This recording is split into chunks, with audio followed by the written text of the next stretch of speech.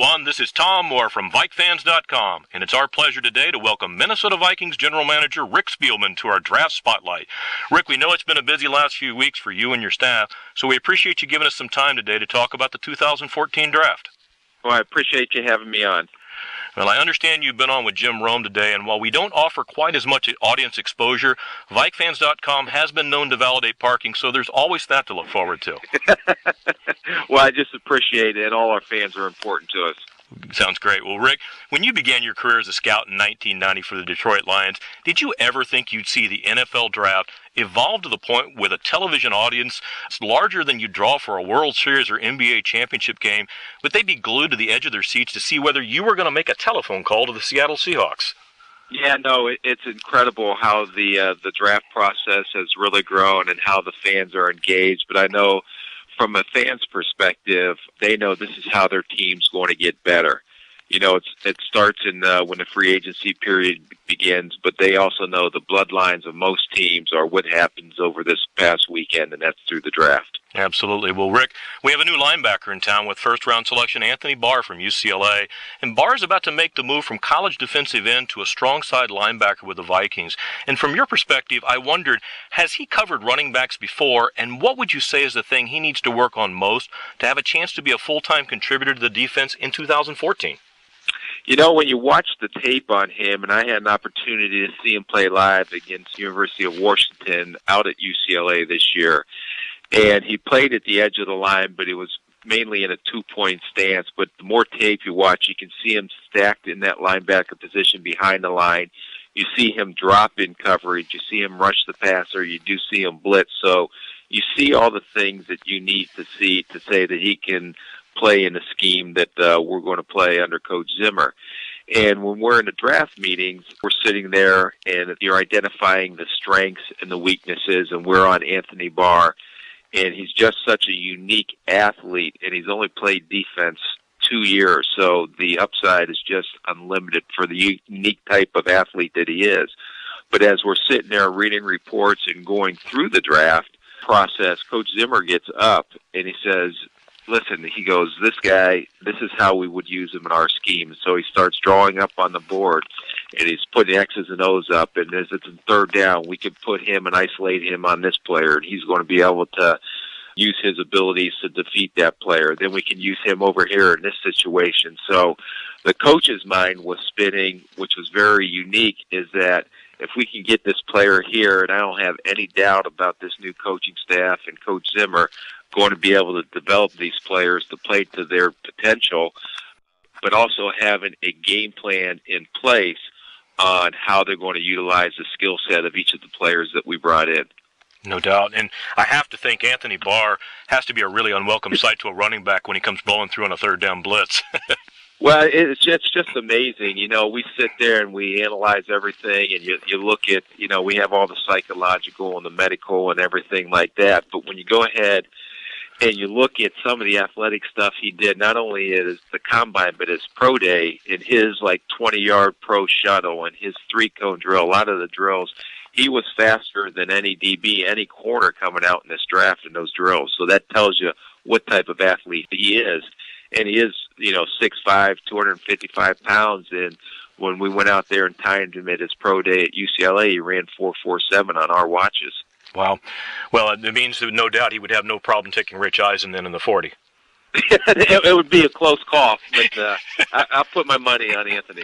Sounds good. Well, it wasn't just one first-round pick. It was 2 first-round picks, and much like last year, Viking fans had to stay up late on Thursday night as you maneuvered your way back into the first round. And I was wondering if you could tell us about the process of getting a trade completed with another team, especially when you have just 10 short minutes, and one of the teams may be entertaining multiple offers for the pick. You know, we've been very fortunate over the past 3 years to move back into the first round. My first year as general manager, we moved back into the first round to get Harrison Smith. Last year we did it with Cordero Patterson, and this year with Teddy Bridgewater.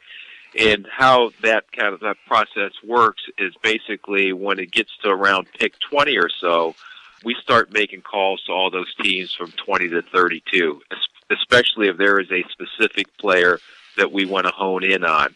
And the past 3 years, we had a specific player that we definitely wanted to go get. So you make those calls and you see which teams could potentially be trade partners, and then when you actually get on the clock, you're negotiating back and forth. Well, we'll give you a fourth rounder. Well, they want a fourth rounder in this. And we said, no, we're only going to do this. But it's amazing how exciting that process is, because not only you see your player there and you want to get him, but you're also negotiating a trade in that short time frame. And then you have to turn it into the league. You have to get the league on the phone on both teams to verify the trade. And then you have to get the selection pick in so you don't have the clock run out. I'm pretty sure you have more than one phone working at the time, don't you? Yeah, we have multiple phones in there and multiple people. Even though it seems like it's chaotic, it's very organized. There's not a lot of talking going on in the room at all. Everybody has a specific role on what they're doing. So when we get into situations like that, and like we have, we're pretty well-oiled machine on what everybody's roles and responsibilities are during that time. Well, I'm glad it worked out, because that trade on Thursday with the Seahawks resulted in the Vikings picking up quarterback Teddy Bridgewater in that last slot of the first round. And all we keep hearing about Teddy is his strong work ethic. But what are some of the things that you saw him do in the pocket against pressure and in the pass game at Louisville that makes you most excited about his ability to eventually contribute to the Viking offense? Well, I had the opportunity to see him play live 3 times, and especially at that position, you can do the tape and evaluate the tape, and you get a good feeling and a sense of what the player is. But at that position, when you can go out and actually watch them play live, and the games I was at, every time he had seemed to perform in the pressure situations of a game. It was a big game at Rutgers 2 years ago where they had the win on the road in the cold to get to the Sugar Bowl, and he actually did not start that game. He had an ankle and a wrist injury, but they were down. He came in off the bench and led them to a victory, and that told me a lot about that kid. But when you're out there watching these players live during the season, you can see how they're interacting with the coaches, how they're interacting along the sideline. How is he out on the field in between the huddle, and is he talking to his players? Does he perform when that pressure situation comes? We have 2 guys that did a great job from an analytical standpoint of dissecting all these quarterbacks and looking at them in third downs, looking at them in blitz situations, looking at them in fourth quarter come from behind victories. All those things that we looked at, and Teddy really stuck out to us, especially versus the blitz, on him being able to handle those pressure situations. We did verify a lot of that, and what we did all spring, we went out and visited 9 quarterbacks, but we spent the most time with Teddy, and we had 6 different visits with him, either personal workouts, in the meeting room, going through schemes, watching tape with him, and by the time we were done, walked away and was very, very impressed with the young man. I'll tell you, from a fan's perspective, he seems to really handle the pressure in the pocket well and tends to step up and is almost fearless. He stands there looking for a receiver, doesn't take his eyes off downfield. I'm sure you saw that too. And the one thing is, that's the key to that position, is can you process things quickly? And you can sit there and have a quarterback draw it up on the board, and he can explain to you, well, this is cover 2, and if this guy blitzes, this is my read. Well, that's going through 30, 45 seconds of talking, but can you process all that in your mind in the 2 or 3 seconds you have to do it once you get the ball in your hands from center?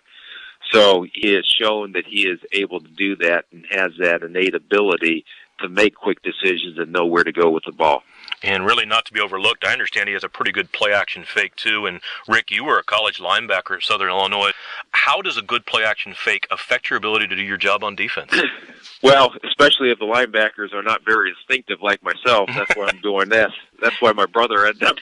I was a little bit, I say I got the looks and the brains, and my brother got the instincts. That's why he was such a great linebacker, and I ended up doing what I have to do on this end of it. But on a serious note, those are the things that you look for, and by selling that play-action fake, and if you can get those linebackers to step up, then that's going to open up some throwing lanes for the quarterback.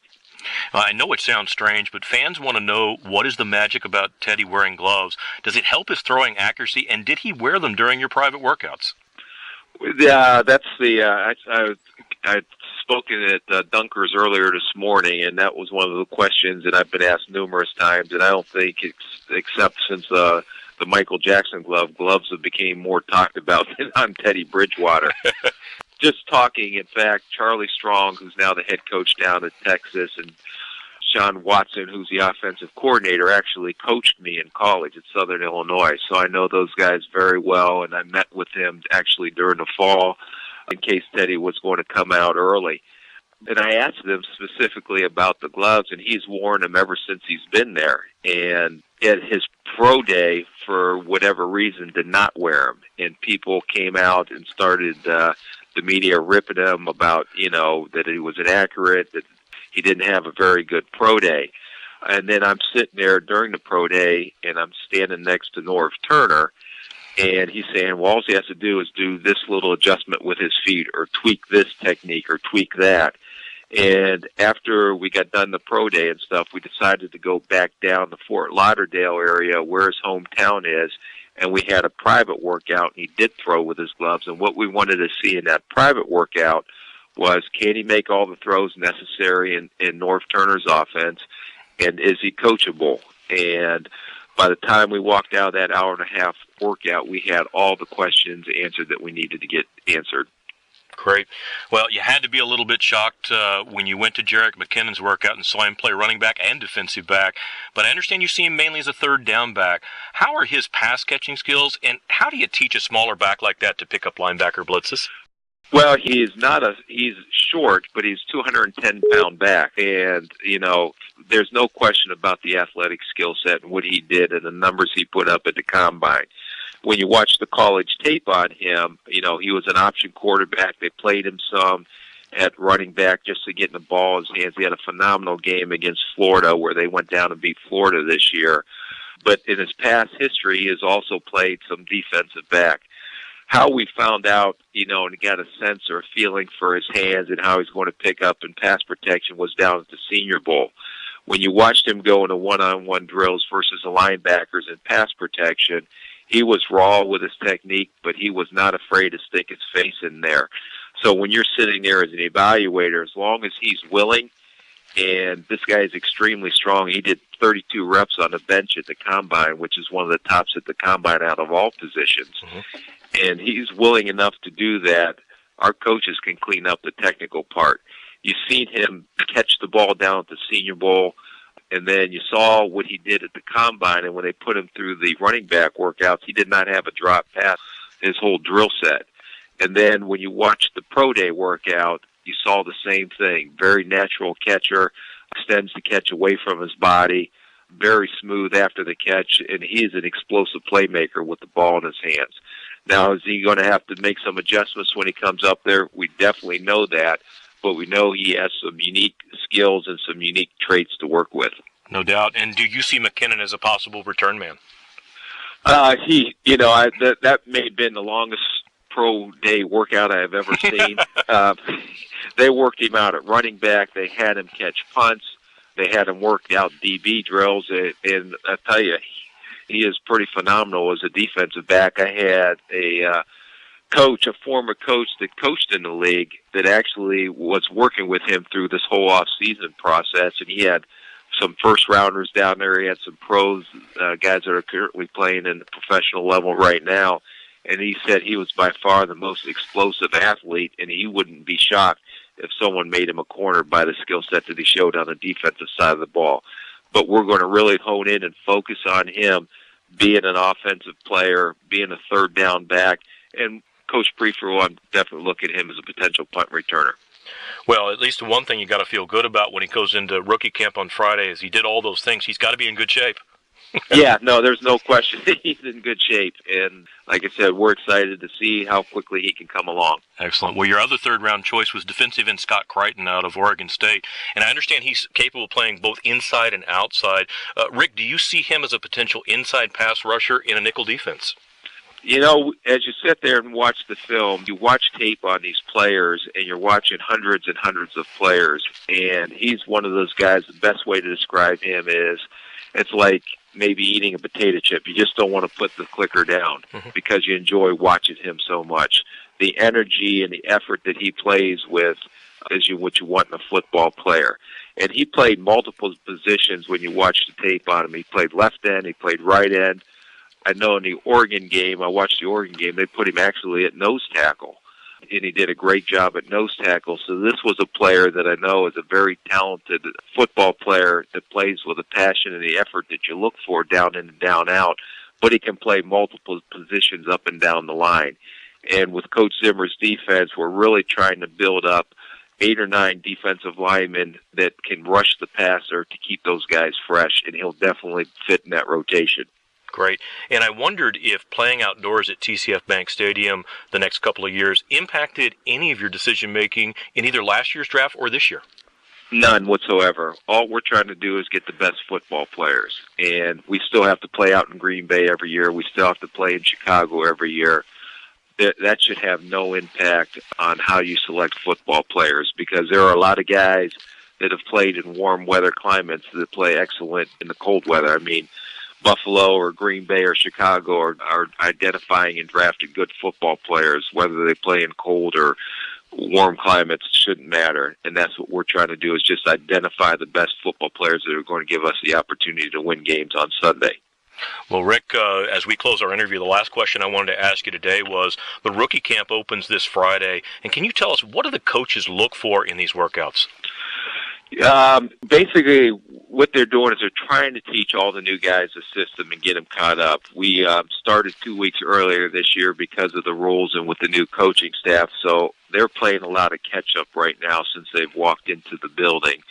But what they're doing right now is they're seeing what these guys' strengths and weaknesses are, what they need to correct from a technical standpoint. And we had a meeting on Monday when the rookies reported in, and just said, right the minute you walked in this door, the evaluation process started. So basically our coaches are going to be out there. They're going to be coaching them, and they're going to see how quickly they not only pick up the schemes, but how quickly they pick up the things that are being taught on the field. Well, Rick, we know you have a busy schedule today. We appreciate you taking a few minutes to share your thoughts about the Viking draft process, and we want to remind our VikeFans.com members to follow all the roster movement of the team, as well as the interviews with Rick Spielman on Vikings.com or on Twitter @Vikings. Rick, again, thanks for taking the time to connect with the fans today.